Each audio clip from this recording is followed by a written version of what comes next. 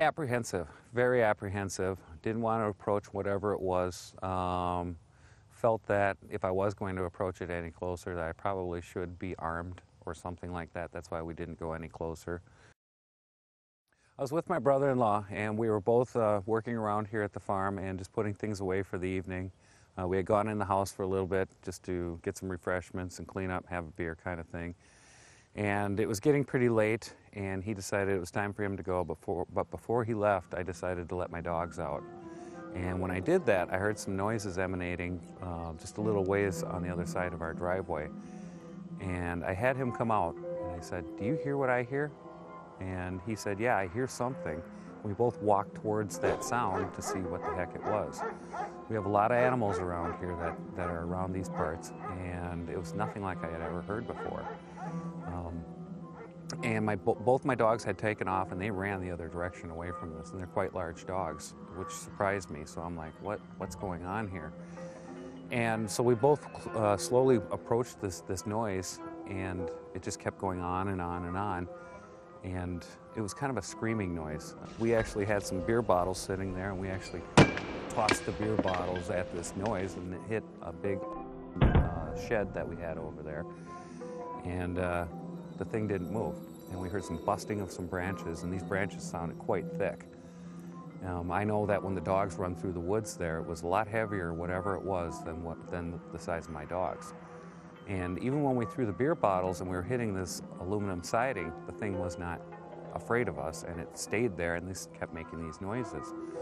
And as I'm standing out there, I'm calling for my dogs to get them back in, to see how they're going to react to this thing again. And they never did come back for quite some time.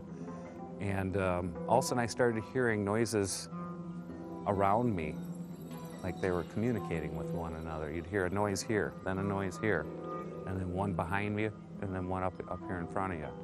It was the weirdest thing. It was all in synchronicity, and it was all going on at once, like boom, boom, boom, boom. And we both looked at each other and said, "You know what, let's call this a night, and we're going back in the house." And so we both just went back in the house and we stayed overnight. My brother-in-law was clearly shaken by all this.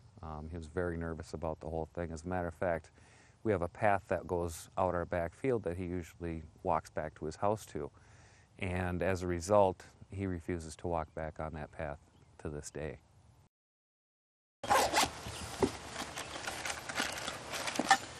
All right, Scott, we're going to probably go out to this ridgeline that follows down and ends up at the river. We'll go back there, and what we're going to do is we're putting up a new network of camera systems right now. These are a Moultrie camera system, and this is the camera. Very small, low profile, very nice system.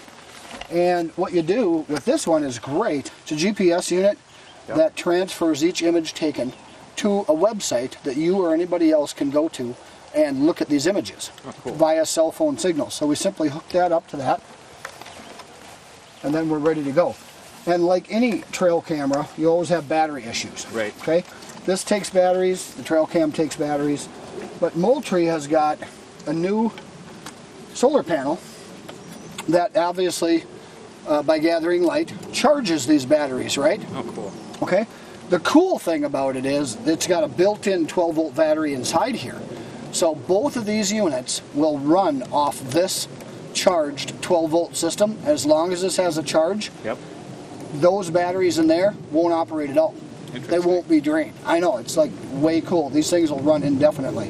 What's really nice is they've also got LCD readout on here. That battery is charged 92% right now. Wow. And as we're placing this, you can change modes, and you can see with where you have the sun hitting. You can see is it taking 10% of the sun, or 50%, or 80%. It's just a phenomenal solar panel, and it's going to make these cameras run virtually indefinitely. Wow! So I know, I'm so excited about this. And then once we get this placed, we can go on the website and check these pictures anytime we want, you or anybody else. Very cool. All right, you ready to go? Absolutely. All right, let's get. I like this back here, Scott. It's right off the top of that ridge line that you were talking about. It's real thick. You've got field out there that's going to eventually have corn. It's going to drag in a lot of prey animals, and of course you get the predators as well. But I like this. This is kind of a Florida type setting. Very cool. All right. Let's set up right here. I've chosen this spot relative to what you said. That ridgeline runs all the way down to the St. Croix natural travel corridor and pathways for all indigenous wildlife. So I've set the camera on this tree here along with the cell modem, and the solar panel is going to charge everything. But in hopes that just off this ridgeline there's a good clearing area here. It's real thick right here, so the animals are going to be real safe even during daylight hours. They'll feel